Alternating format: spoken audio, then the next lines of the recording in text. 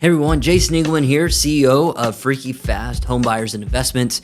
On our podcast, Brick by Brick, Building Generational Wealth Using Single Family Homes, joined by my co-host, Collin Campbell. I'll introduce myself here today. Investor Success Manager here at Freaky Fast.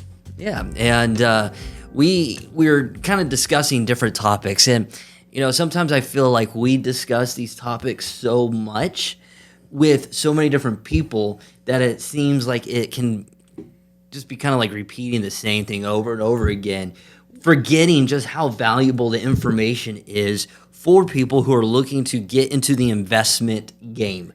Or maybe they're in the investment game, but they're trying to figure out the best direction for them in their portfolio.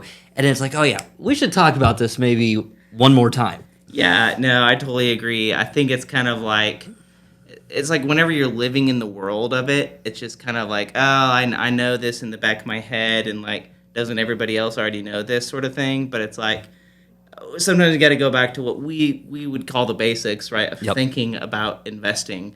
And so today, what are we going to talk about? What kind of brick are we going to lay today? Yeah, the brick today is the active versus passive strategy.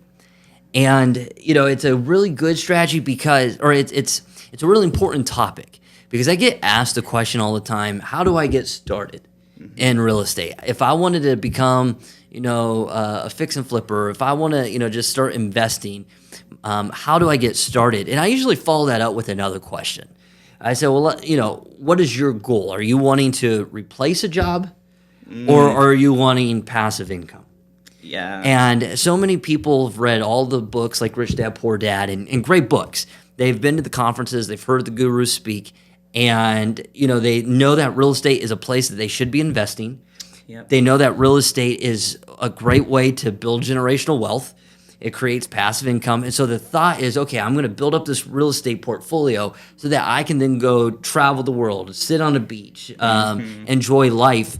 And they get in and realize, whoa, this is not what was pitched to me. This is not what I was expecting. And you start hearing, nightmare stories about people that just aren't getting the results that they wanted because they ended up going the active route versus learning how to go the passive route. Yeah, absolutely. And I think it's really important to set people's expectations here because I have conversations with people on both ends of the spectrums, right? Somebody who's in the active real estate investing world and they absolutely love it. Right? I mean, there are some people who they're like, yeah, I would love to have you call me at 3 a.m. in the morning to unclog your toilet. That's great. And they love that. Right. But there are other people who, like you said, they get into it and they realize man, this was not the kind of dream that I was pitched whenever I walked into it. Right. And so I think it's kind of goes back to that maxim of know thyself. And kind of know what kind of person you are. And so hopefully today, through our conversation, we can kind of help a person as we're kind of talking through these different things of active versus passive of maybe you can start to realize, who am I? What type of investor am I? So that you can come out on the other side just knowing yourself a little bit better. Yep, that's great information, great advice. So the question is, how do we do that? And I feel like we should walk them through a series of questions that they can answer. If they're driving in a car, if you're listening to this, you're driving a car, maybe you're at home, you're watching this on YouTube or just listening via Audible platforms. Ask you a series of questions that I want you to ask yourself. Mm-hmm. And then you can determine where you're at within this journey of investments and in real estate. So question number one that I always ask people is, what do you do for a living? If you're a doctor or an engineer or a lawyer or, you've got a really good income coming in, you don't necessarily need to be an active real estate investor. Now, there are reasons that some people still do. Yes. But it's weighing those options. Now, and that is a little bit of a loaded kind of way to put it, to be fair, because every doctor is going to be different. Every engineer is going to be different in terms of their workload, right? And what their expectations would be. But generally speaking, I would say those high W-2 earners, I mean, that's a broad category we could kind of place these people in here, these are people who are already have a job that is incredibly taxing. Yep. It's incredibly, it's already earning them a ton of cash. And so to think about adding an active real estate investment on top of that would mean a lot of additional work. And in most cases, again, not everyone, in most cases, people who are in that particular role are going to be so taxed by their already 9 to 5, or for some of those people, 7 to 7 jobs. Sure. Yeah. It's going to be too much to add on an active real estate investment. I agree. And that was well put, well said. But at the same time, I have a doctor friend who has stepped into the multifamily world. Mm-hmm. He's done his own couple deals. He's now putting funds together for other doctors to get involved, and that's great for him. And it's become a dream, and that dream is to be able to pass it down to his kids. And so, again, it's kind of like, what is your end goal? Like, what is your why? For him, and he's a heart surgeon, so it's not like he's, just he's got a busy schedule, right? Yeah, and an important one as well. But his goal is to be able to give back to his children, and his children can build this legacy. Yeah, and that's a really key question as well, right? So, first question, what's your vocation? Second question, what's kind of your goal with the real estate investment? And so with an active real estate investment, obviously, you have 100% ownership most of the time in that investment that you're making, right? That gives you a lot more control over the legacy of that asset. Yep. Right? And so you can have that question of, hey, do I want to hold on to this asset for 20 years? Or do I want to see this be an asset that I hand down to my children's children and lasts 100, 150 years? Yep. Right? I mean, that type of, again, you're asking the big questions there at that point. But those are the type of questions you have to ask. Whereas somebody who's going to be on the passive side of that question is going to be like, hey, really, in all respects, I'm just trying to set myself up well for retirement. Yep. You know what I mean? And it's kind of like, again, that's not a bad goal to have. But it's to say, I believe in real estate. I believe it's a good asset class that's going to cash flow, that's going to appreciate in value over time, and it's going to be good padding for my retirement. And if that's your goal, is just I want to retire well, then you kind of have to picture yourself as an 80, 90-year-old plunging those toilets and saying, man, am I going to keep doing that, or do I want to go passive? Like you said, know yourself. There's some 80-year-olds that, man, they would love to be out there. Still like gives them purpose. Yeah. But no, it's interesting. Not everybody is the same, and so it's like knowing what your end goal is, knowing what your purpose is, and what's nice about the passive route. I think every investor should have the mindset of, how do I get to passive? Because the difference between rich and wealthy is really one thing. Rich and wealthy have a lot of similarities. They have nice cars, nice houses. They send their kids to the best schools. Mm-hmm. They take great vacations. But there is a difference. The rich have a really good income coming in. They make really good money. The wealthy, however, make money by investing their money. So their money is working for them, freeing up time to be able to do other things. So they may still have a really great income, but that money that they've made, that they've deployed and invested and circulated into the markets, is now generating more income and building more revenue streams. And now, instead of just one really solid revenue stream, they've got multiple revenue streams that are just adding to that wealth that eventually will give them the time to open up their schedule and be able to accomplish more of their maybe personal goals. Yeah. Whether it's charity, ministry work, whether it's traveling the world, whether it's spending time with grandchildren or children. And so that freedom, because that's what we want. The one commodity that we just can't ever get back, and it's priceless, is our time. Right. And so it's like if we can create freedom by our money creating passive streams of income so that we can buy back our time, that's pretty priceless. And so for many people, you have to start off in the active role, like myself. Yeah. Like I didn't come from money. You know, my dad was a pastor. I think the most he ever made in one year was like 60 grand.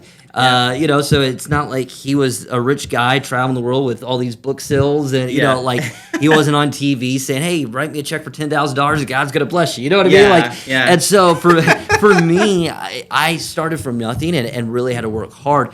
And my only way to getting into the investment game was through an active role. And so as an investor or as somebody who's trying to build out that purpose, that goal, that why, this may be the only route for you. Yeah. So again, it's trying to determine, A, what am I doing now? Do I like what I'm doing now? Is it going to help me get to where I want to be? And so you're using that A question that we just gave you and that B question to work together to determine where you're at in your journey and where you should be at and what you need to do to eventually get to answering the B question, and that is, what is your why? What is your goals? Mm-hmm. Yeah, absolutely. And I want to go back to the thing you mentioned there briefly about the distinction between rich and wealthy. Have you seen the kind of stuff out there about Nicolas Cage right now? I haven't. Okay, so this is really interesting. It's going viral right now. It's probably going to be aged by the time this podcast airs. But there's a lot of people kind of noting how Nicolas Cage, as of late, has basically gone bankrupt, which has been super. I hadn't heard this. It's been super surprising for a ton of people. But he's obviously made hundreds of millions of dollars throughout his career, right? And the problem was that whenever he went to spend that money, he did not invest it the way that you described in producing revenues of wealth that would keep on giving to him into the future. Rather, he purchased an island in the Bahamas. He purchased luxury real estate that was not working for him. One of those pieces of real estate was a haunted mansion. In New Orleans, I'm very familiar with it. Yeah, and very cursed. You know, it's like, but that's not really cash flowing for him. No. You know, he bought lots of luxury vehicles and boats and all these sorts of things, right? Which, again, have the appearance of wealth, but are not true wealth because they were not working for him. They're liabilities, not assets. Yes, absolutely. And so on the outside, although Nicolas Cage looked rich, he was not truly wealthy. And so I just think that was like a moment for me of like, this is an example we have to share. So that's a great example, and it's sad because you know, if you're at that type of level of status and wealth, you should be able to have access to the best advisors, the people that are going to look out for you in your portfolio. Because let's face it, some of the smartest people in the world are not great investors. Right. And it has nothing to do with intelligence, but maybe network, people you know, people that are going to put your interest, they're going to make sure that your interest is something that's important to them, and they're going to help you be successful. And sadly, you know, you see football players and you know, athletes and actors get swindled and bamboozled and taken advantage of, and so sadly, that's a story that's very, very common. But you know, again, it goes back to assets versus liability. And I think that's the third thing that is very important in the sense of figuring out active versus passive. The reason I say that is because sometimes I think people who, I know of an investor, for example, she just started, you know, she's kind of retired. She's got, you know, some capital that she was wanting to invest. and I believe she started wholesaling, and then she, I think is in the process of doing her first flip, and the flip's been a disaster for her, way over budget. And by no means am I like trying to discourage people from trying to make a better life, trying to make money. Like I'm pro-capitalist. Yeah. But sometimes people can, they have ambition and they know it's the right thing to do, but they don't have the experience in the numbers. They don't have the experience in dealing with contractors and building out scopes of work.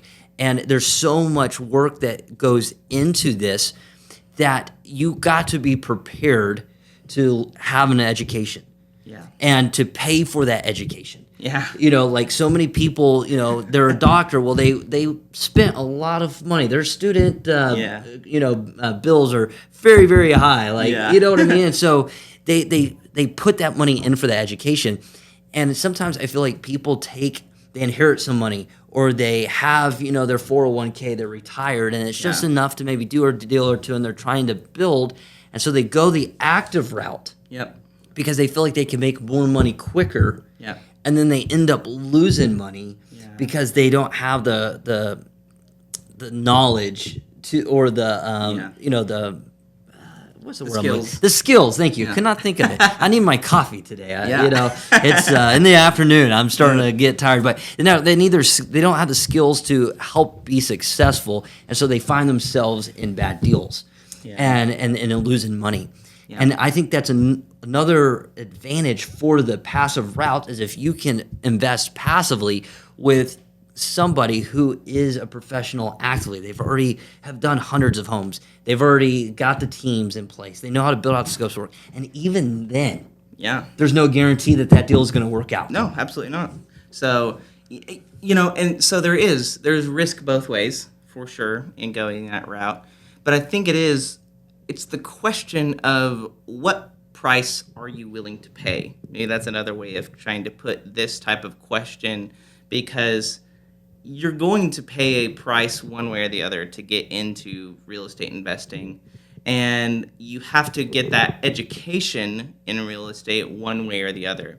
You can get it by losing a lot of money on your first deal, or you can pay for it through educational tools, right? There are online investor communities you can join of other passive investors who have gone before you and know how to look at a passive, investment opportunity, and look at operators like us and be able to understand, like, hey, are they performing well? Are their deals good deals?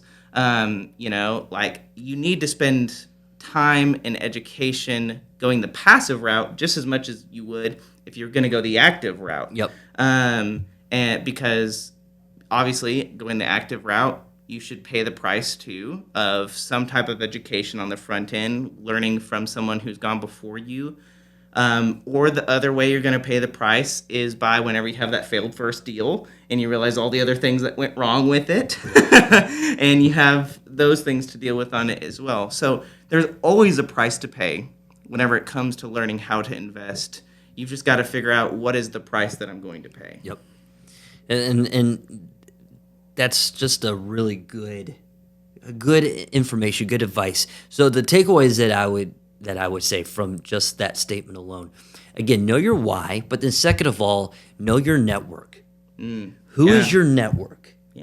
So if you want to get in the active route, if you want to get into the passive route, you should have a network of people that you can surround yourself with that's going to help you be successful with either direction.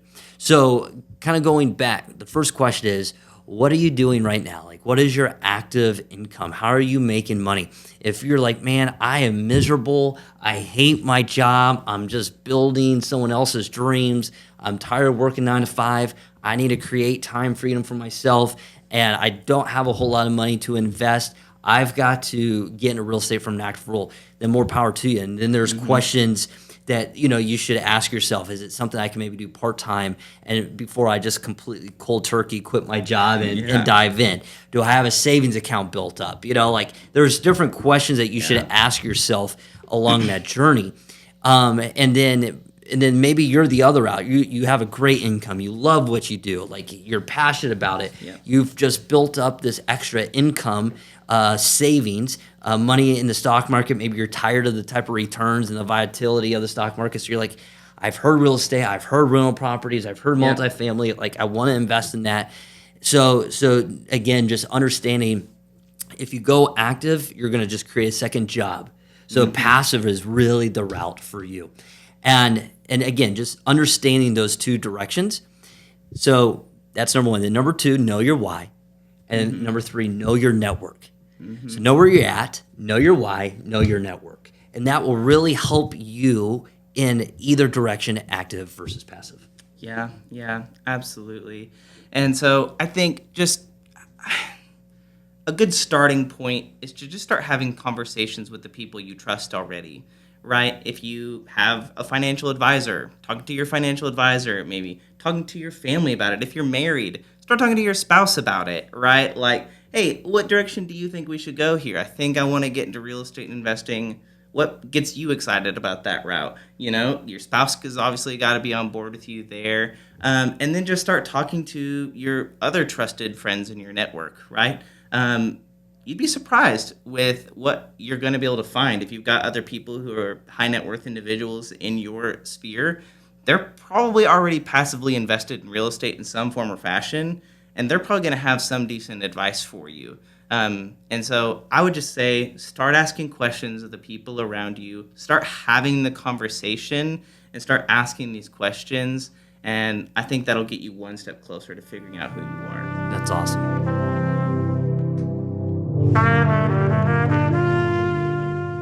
That's great advice that you gave the listener, and I really hope, sometimes I feel like we talk again so much to investors. I mean, that's what we do every day, is talking to investors, that things can seem to get bogged down. But and it's just like we know it like the back of our hand. But yet this information is valuable for people who are trying to discover and determine where they want to go. And so I hope that this podcast, this episode, just provides encouragement. Like, be willing to get into the game. Be willing to get started. Be willing to make mistakes. Yeah. For the investor that I mentioned, she obviously got in a deal that was just probably a bigger deal than what she should have gotten into for her first one, being a historic flip and things like that. But at least she got into it. Yeah, at least she took action.